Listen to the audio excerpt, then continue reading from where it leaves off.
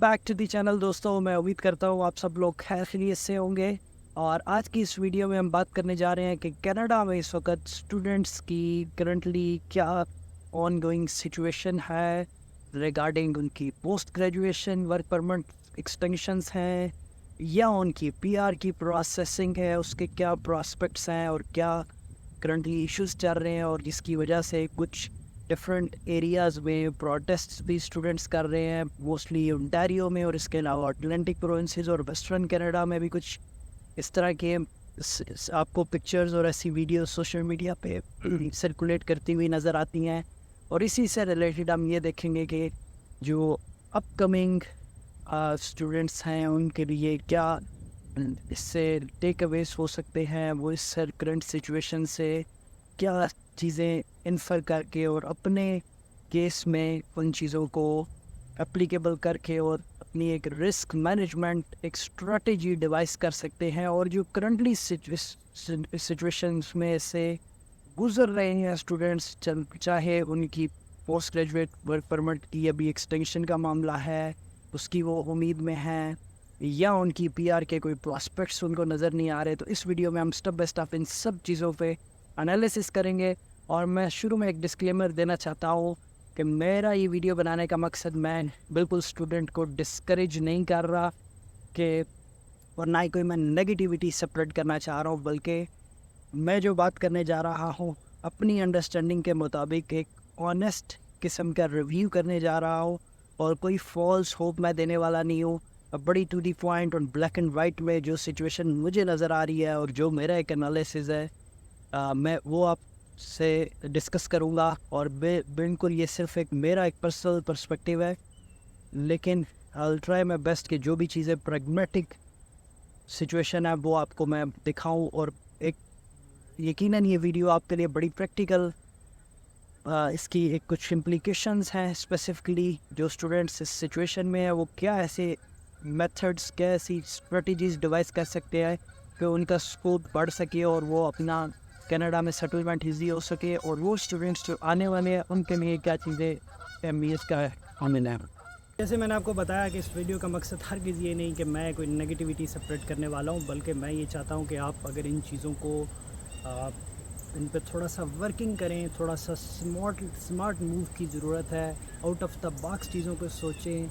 मैं नहीं इस पे बात करूँगा कि क्या आपको प्रोटेस्ट करना चाहिए या नहीं करना चाहिए, लेकिन मैं एक चीज़ आपको ज़रूर याद करवाना चाहूँगा कि जो भी स्टूडेंट इस वक्त कनाडा में मौजूद हैं, उन्होंने अपने स्टेटमेंट ऑफ पर्पस पे ये चीज़ बड़ा कैटेगोरिकली उन लोगों ने ये मेंशन किया कि वो भले जिस भी मुल्क से आए हैं वो अपनी स्टडीज़ कंप्लीट करेंगे और उसके बाद they eventually will go back to their home countries and they want to work there, और they want to establish a business, they want to do some entrepreneurship और what ever they want to do. उन्होंने एक बड़ा ही compelling किस्म का statement of purpose उन्होंने craft किया, और उसमें उन्होंने ये चीज़ अब सब लोगों ने यकीनन ये सब चीज़ें की, क्योंकि अगर आपने ये नहीं की तो आपको कनाडा की गवर्नमेंट ने वीज़ा ही ना दिया होता।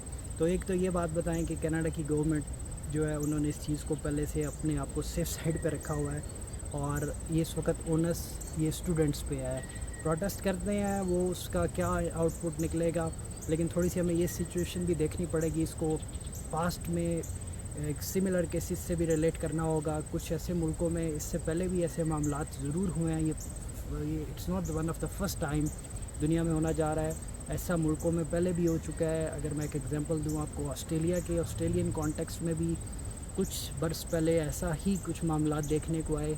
और ये याद रखें कि गवर्नमेंट, कोई भी गवर्नमेंट है दुनिया के किसी भी कोने में, कोई भी कंट्री है, वो इमिग्रेशन की पॉलिसीज़ मेरे या आपके या किसी भी XYZ कंट्री के फ़ायदे के लिए या उसके सिटीजन्स के बेनिफिट के लिए नहीं बनाएगा।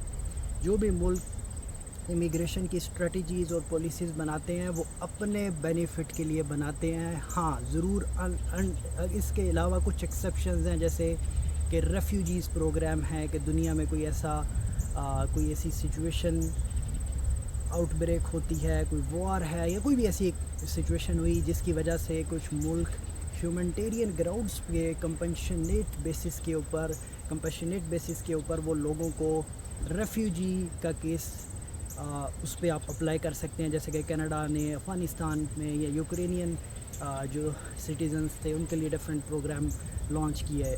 وہ دیٹس اندر اسٹوری. بٹ مور اور لیس بائی اینڈ لارج ملک جو بھی اپنی پالیسی بناتے ہیں وہ اپنے بینیفٹ کے لیے بناتے ہیں.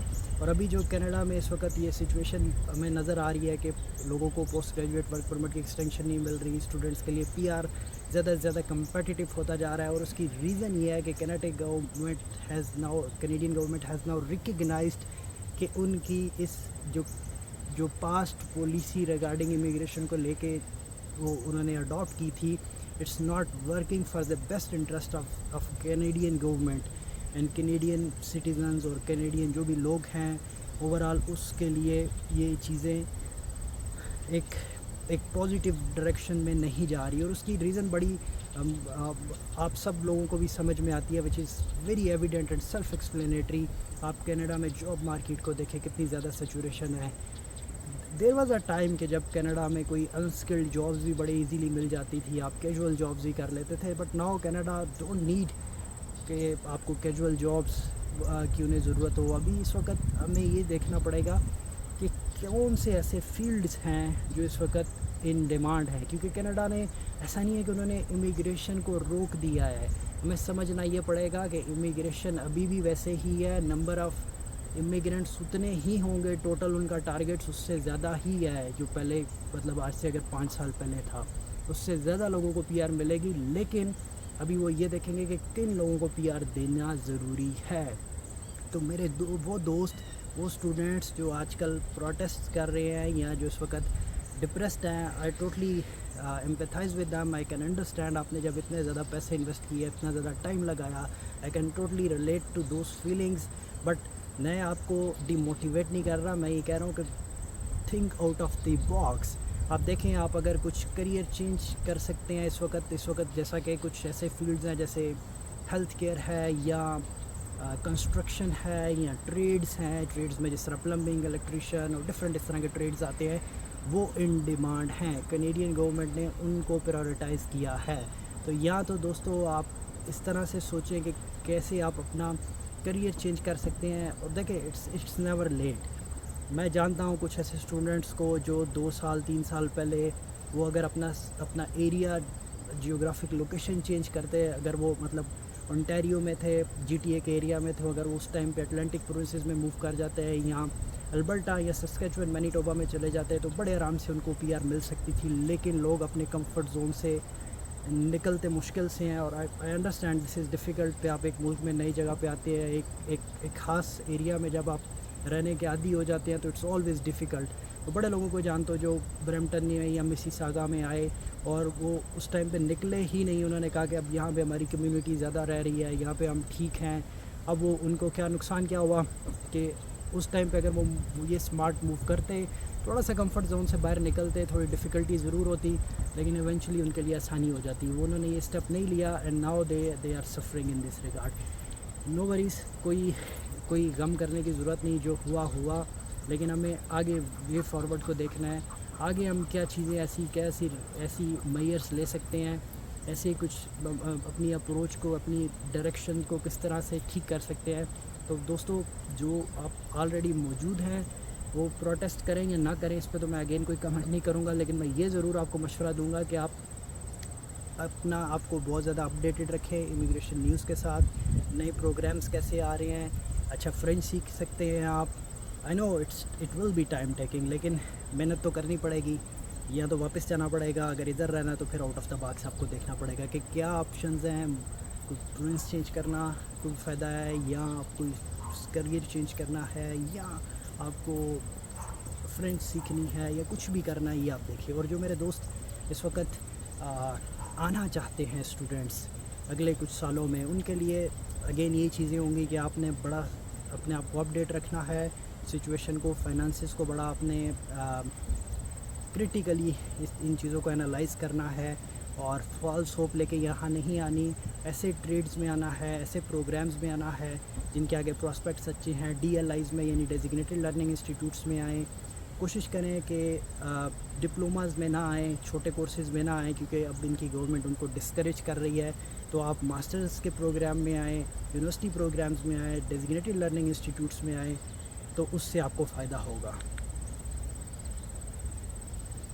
تو اس ویڈیو کے یہاں پہ کنکلوڈ کرتے ہیں، اور آج کا میسیج میرا یہ ہے کہ آپ نے بالکل ڈاؤن نہیں ہونا، ڈونٹ فیل ڈپریسڈ، بلکہ آپ نے اس ویڈیو سے موٹیویٹ ہونا ہے اور آؤٹ آف دا باکس سوچنا ہے، اسمارٹ مووز کی کوشش کریں. جو لوگ آلریڈی موجود ہیں ان کو دیکھیں، it's not end of life کہ کینیڈا کی پی آر ملے یا نہ ملے، it's not an end of life. زندگی کے مسائل اس سے بعد بھی رہیں گے. کینیڈین امیگرینٹ بن جائیں گے آپ، کینیڈین سٹیزن شپ بھی مل جائے گی. تو آپ نے اپنے جو رسک مینجمنٹ ہے، جو فیئر مینجمنٹ، اینگر مینجمنٹ، آپ کی انزائٹی ہے، وہ آپ نے اس وقت مینیج کرنی ہے، اور آپ کو اسمارٹلی ان چیزوں کے لیے اپنے محنت سٹارٹ کرنی ہے. تو اگر آپ اس میں محنت کریں گے تو یو ول، چانسز آر کہ you will reach to your desired place. اور اگر نہیں بھی تو ورسٹ کیس میں آپ کو زندگی میں ریگریٹ نہیں ہوگا. So be positive and try your best. نہ کہ صرف آپ سوشل میڈیا کے اوپر کمپینز کریں یا فزیکلی پروٹیسٹ کریں. بھلے کریں، I don't discourage that, but on top of that the practical thing is we should also think of the practical side of things, and that is what we can do on our part, and that is کہ ہم اپنی طرف سے we should give our best. Thank you very much for watching, and please like this video if you liked it. I'm not forcing کہ آپ اس کو like کریں اگر آپ کو پسند آئے, اور also consider subscribing my channel. Thank you for watching.